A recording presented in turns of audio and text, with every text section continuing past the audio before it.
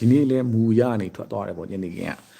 အဲ့တော့မနေ့ခင်းကတော့ကျွန်တော်ကရှစ်ပတ်တီးပေါ့နော်ကျွန်တော်ကတ်ကျွန်တော်ရဲ့ဖန်တီးရတဲ့ဟာလေးကျွန်တော်ပေးလိုက်တယ်ပေါ့ဗျာနော်ရတဲ့သူလည်းရမှာပေါ့လေမရတဲ့သူလည်းမရဘူးပေါ့ဗျာနော်ကျွန်တော်ကတော့မမေးဘူးပေါ့ဗျာ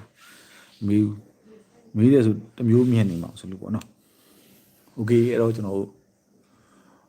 42ယောက်ပေါ့ဗျာဘယ်လိုပဲဖြစ်နေနေလွှင့်ပြီကျွန်တော်အရင်ကတည်းကရှိတဲ့လူတွေကျွန်တော်လွှင့်နေကြโอเคဗျာအဲ့တော့ကျွန်တော်တို့ဒီကနေစတယ်နော်ကျွန်တော်ဒီလိုဗျာဒီ3.3.5ပေါ့နော်အဲ့တော့3လုံးပေါင်းချင်းက5ပေါ့နော်အဲ့လို3လုံးပေါင်းချင်း5ဆိုတာကကျွန်တော်တို့ကဒီလို3လုံးပေါင်းချင်း5နဲ့တော့တူပါတယ်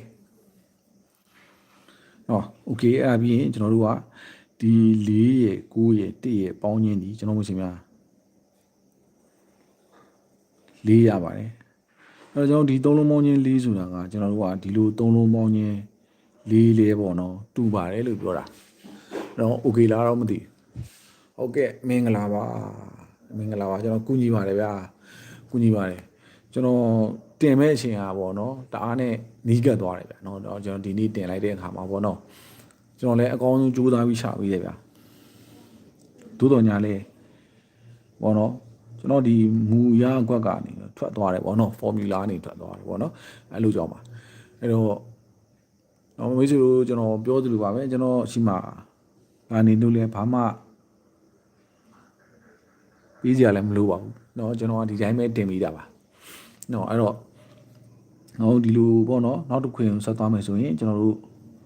ဒီလို3လုံးပေါင်းချင်းလေးကကျွန်တော်တို့က30ဗျာအဲ့တော့ကျွန်တော်ကဒီမှာ6ရဲ့ခွင်ရဲ့ကျွန်တော်တို့ကပေါင်းချင်း3ပေါ့เนาะအဲ့ကျွန်တော်30ပြည့်ရှင်လို့ကျွန်တော်တို့ကခွန်ပေါ့เนาะအဲ့လိုမျိုးလေးတော့ရှိတယ်ဗျာတွက်နီးလေးနဲ့ပေါ့เนาะအဲ့တော့ကျွန်တော်ဒီနေ့ကျွန်တော်မနေ့ပြန်တော့မွေးခွက်လေးပါကျွန်တော်ကပြီးခဲ့မှာပေါ့နော်အဲ့တော့ကျွန်တော်တို့ဒီထွက်စဉ်တွေကိုကျွန်တော်တို့ကပြန်ကြည့်တဲ့အခါမှာဗျာကျွန်တော်စဉ်းစားမိတာဒီမနေ့ခင်းကနန်းတစ်လုံးပါပေါ့နော်ညနေခင်းပြန်ပါတယ်ဒီခွန်တုံညဆိုခွန်တုံည1ချင်းဆိုပြီးခွန်နဲ့ဆိုပြီးပြန်ပါတယ်ဒီမှာ4 5ဆိုရင်ကျွန်တော်9တက်ဆိုပြန်ပါတယ်6တုံညဆိုရင်3ည3ပေါ့နော်8ခွန်ဆိုရင်ခွန်3ဆိုပြီးတော့ပြန်ပြီးတော့ဆင်းလာတာဗျနော်အဲ့လိုမျိုးတော့ရှိမနေ့ပြန်တော့ပြီးမပြီးတော့မသိဘူးပေါ့နော်ပြီးမပြီးတော့မသိဘူးလို့ဆိုကျွန်တော်ရဲ့တွက်နီးမှာတော့ခွန်ထိတ်ဖြစ်ပါတယ်နော်အဲ့တော့ဒါမိတ်ဆွေတို့ကျွန်တော်တွက်နီးနဲ့ပြတာမိတ်ဆွေတို့အနေနဲ့စိတ်ဝင်စားတယ်ဆိုရင်တော့ထိုးပါညာတော့ကျွန်တော်1ခွန်နဲ့8ခွန်နဲ့ပဲနော်ဒီ8နေရာမှာကျွန်တော်တို့ကနက်ခတ်ဝင်သွားတာပေါ့ဗျာနော်1နက်ခတ်8ဆိုတော့အဲ့လိုမျိုးသွားထွက်တော့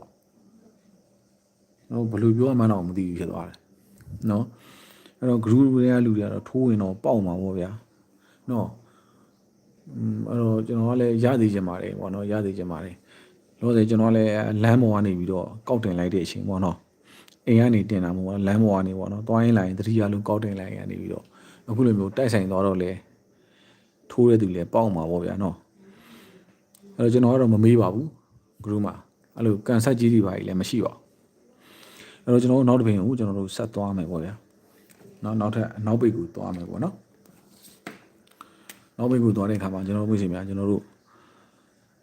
အခုလိုမျိုးလေးပေါ့နော်ကျွန်တော်တို့3လုံးပေါင်းချင်းပေါ့နော်ကျွန်တော်တို့ကရှောက်ပေါ့နော်အဲဒီ3လုံးပေါင်းချင်းရှောက်ကကျွန်တော်တို့ကဒီလို3လုံးပေါင်းချင်းလေးရှောက်ဖြစ်ပါတယ်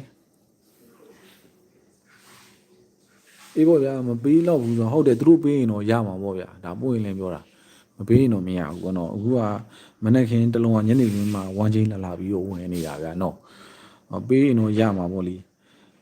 နော်အဲ့တော့ကျွန်တော်တို့ထပ်တွက်လိုက်ကြတာပေါ့ဗျာဒီ4ရယ်2ရယ်4ရယ်ပေါ့နော်ကျွန်တော်တို့ပေါင်းလိုက်ရင်30ပေါ့နော်အဲ့တော့ကျွန်တော်တို့ကဒီမှာ9နဲ့1နဲ့ပေါင်းခြင်းက30ဒီမှာ3ညလာဖြစ်တယ်ပေါ့ဗျာနော်အဲ့တော့ကျွန်တော်တို့ကဒီမှာ30ပေါ့နော်အဲ့တော့ကျွန်တော်တို့ကနောက်တစ်ပြင်ကိုဆက်ကြည့်မယ်ဆိုလို့ရှိရင်ကျွန်တော်တို့8ရယ်3ညရယ်3ညရယ်ပေါင်းလိုက်တာ8ပေါ့နော်အဲ့တော့ကျွန်တော်တို့ကဒီမှာကဒီလိုပေါ့နော်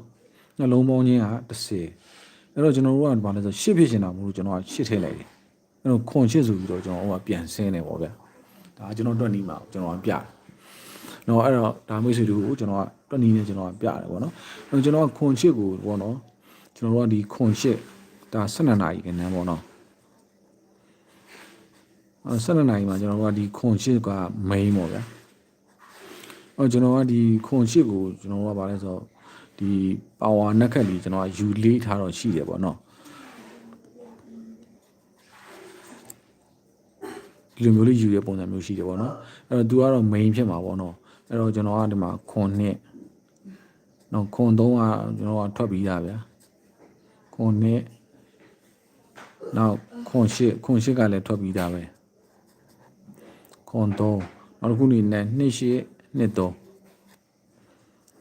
3 2 8 2 3နောက်8 3ပေါ့နော်အဲ့ကျွန်တော်ကဒီ၄ခွက်ကိုပဲအဓိကထားရမှာပေါ့နော်ဒါလေးကတော့ရန်နေနဲ့တော့မှာပေါ့ဗျာနော်โอเคလားတော့မသိဘူးโอเคမင်္ဂလာညချမ်းလေးပါခင်ဗျာမင်္ဂလာညချမ်းပါခင်ဗျာအဲ့တော့ကျွန်တော်တို့နော်ထပ်ပြီးတော့ဒီလိုပုံစံမျိုးလေးရှိတယ်ပေါ့နော်အဲ့တော့ကျွန်တော်ကဒါကျွန်တော်တို့က main ခွက်မှာကျွန်တော်တို့သူကသွားဝင်တာပေါ့နော် main ခွက်မှာဝင်တော့ညာလဲသူကထွက်ပြီးသားဖြစ်နေတာပေါ့နော်နှစ်ခွက်ကထွက်ပြီးသားဖြစ်နေတယ်အဲ့တော့ကျွန်တော်ကတော့ဒီ၄ခွက်ပေါ့နော်ကျွန်တော်မိတ်ဆွေတွေထူးကျွန်တော်ကတော့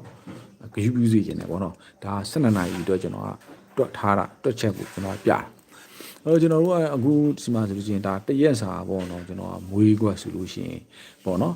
ဒီမှာ93ရယ်50ရယ်5ခွန်ရယ်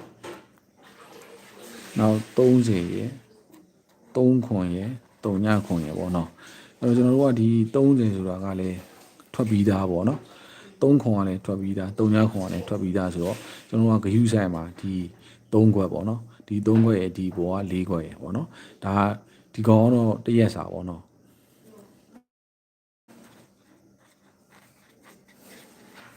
နော်